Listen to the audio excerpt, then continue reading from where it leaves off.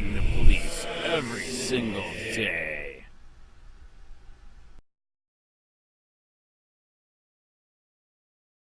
A serial child molester and abuser, who abused over 24 children, received just 30 days in jail as a man who helped people with a plant rots in a cage. Child. Serial child molester, abuser sentenced to 30 days as man gets 4 years for 22 grams of weed. Matt Agaris, July 16, 2019. Columbus OH. If ever you feel that the state has your interests in mind when they provide their mandatory protection through the system of law enforcement, consider the following scenario which completely negates that idea. When a system lets a serial child sexual abuser go free while locking someone in a cage for selling a plant, that system does not have your interests in mind. A daycare owner convicted of abusing over 24 children, many of them sexually, will spend just 30 days in jail after taking a plea deal in her case. Kimberly Hignite was arrested last year after she was found to be operating an unlicensed daycare in her Grove City home.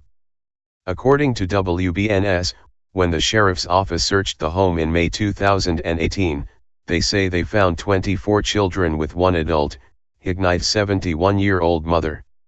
They say many of the children, between 7 months and 5 years old, were strapped into car seats, left unattended in separate rooms. In the courtroom this week, some of the mothers spoke out about the abuse their children endured at the daycare. One of my girls developed an anxiety-driven hair-pulling habit to the point that she was nearly bald, said one mother. My heart breaks anytime I think about how my children were left alone, strapped into their car seats crying. During the trial, prosecutors say multiple other children spoke of sexual touching, something called the silly private game, in which kids spun a twister-like clock with pictures of their private parts. A game that Miss Kim forced them to play using a tan and blue game board with pictures of private parts and a red spinner, said another mother. Your Honor, the sound of my autistic son and little girl being able to describe what that grown woman's vagina looks like and feels like, is something we regrettably will never be able to forget, and honestly something that I can never forgive. My infant was left in her winter snowsuit, all day long strapped in her car seat, coming home sweating, dehydrated, and hungry with awful diaper rashes to the point she was bleeding and I had to take her to the doctor, said a third mother, according to the report. On Monday, prosecutors agreed to drop gross sexual imposition charges against Hignite. Instead of the serious charges, this monster was allowed to plead to 14 counts of child endangering and faced nearly no consequences at all. Naturally, the mothers of the abused children were upset with such a slap on the wrist. If we cannot get the justice we hope for without re-traumatizing our children, I can only beg that you take every possible step to ensure that Kimberly Hignite can never hurt another child again, pleaded one mother. Each of the 14 counts carried a maximum sentence of 180 days. Instead of handing down the max for 14 or even 2 or 3, Hignite received just 30 days along with a $4,200 fine. Justice? We think not.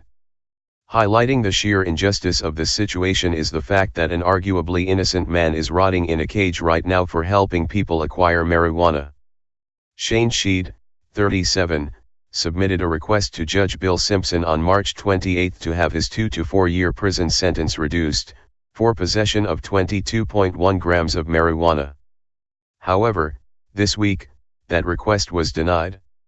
The bed and space and other resources with the Wyoming Department of Corrections would be better utilized on more dangerous individuals, Sheed's public defender, Kirk Morgan, wrote in the appeal, Cody Enterprise reports. But this did not matter to the court. The defendant has served less than 10 months of a stipulated period of incarceration and therefore, the state would oppose any such modification or reduction, Michael Greenwood, Deputy Park County Prosecuting Attorney, wrote in April. During the trial, Sheed was unapologetic and remained outspoken of his support for medical marijuana and the patients, including infants, he has assisted by providing them the herb, according to the Enterprise. I'd probably wear the charges leveled against me today for intent to distribute marijuana, he said. I wear them with a badge of honor. Sadly, This type of justice plays out over and over in the ostensible land of the free, in which sex offenders receive petty sentences while plant dealers are locked in cages for life. TFTP has reported on numerous situations, including one just last month in which a child rapist who admitted to raping an 11-year-old girl received no jail time while another man was sentenced to 25 years for a plant. It's high time we stop sending disabled Iraq War veterans, medical doctors, dads, children, wives, and husbands to prison for a plant. It's time we take action. Call your congressman or senator today and express your desire to see marijuana legalized, and those in prison for marijuana-related charges set free.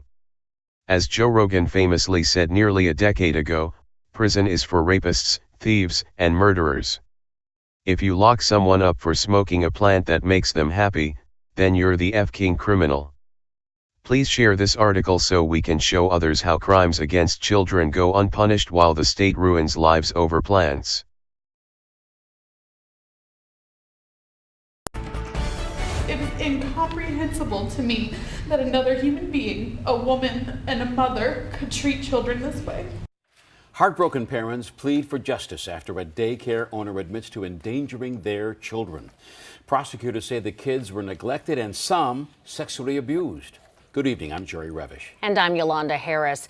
Kimberly Hignite was operating an unlicensed daycare in her Grove City home.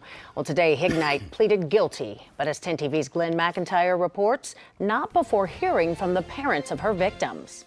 When the sheriff's office searched Kimberly Hignite's home in May 2018, they say they found 24 children with one adult, Hignite's 71-year-old mother. They say many of the children, between 7 months and 5 years old, were strapped into car seats, left unattended in separate rooms. Today in court, the mothers of 5 of those children stood to face Hignite and tell her how her crimes impacted their children. One of my girls developed an anxiety-driven hair-pulling habit to the point that she was nearly bald.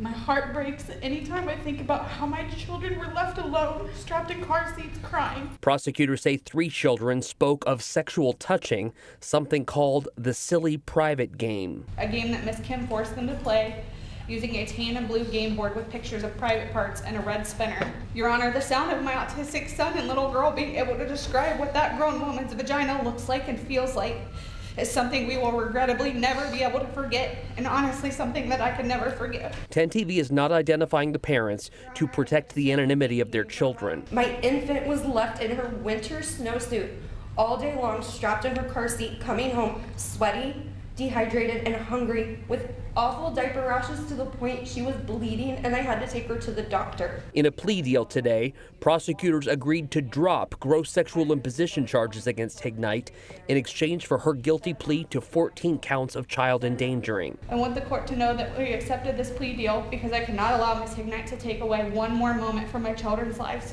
Not one more. Given the chance to speak, Hignite declined. No, Your Honor. If we cannot get the justice we hope for without re-traumatizing our children, I can only beg that you take every possible step to ensure that Kimberly Hignite can never hurt another child again. The maximum sentence Hignite could have received was 180 days in jail on each of the 14 counts she pleaded guilty to. Instead, Judge William Woods accepted the joint recommendation of prosecutors and the defense and sentenced her to 30 days in jail. Families of victims afterward called that sentence disappointing and an injustice. At the Franklin County Courthouse, Glenn McIntyre, 10 TV News. Well, prosecutors said one reason they agreed to dismiss some of the charges was due to families who chose not to cooperate with the prosecution. Hignite will serve her 30 days in the Richland County Jail. She'll pay for the cost of her incarceration along with a $4,200 fine. Hey Sheriff County, this is Sheriff County COPWATCH. I am using any video here with under fair use if you have criticism, reporting, teaching, etc. And please donate. I do not make money from YouTube. And there are different ways to donate in the video links. Thanks.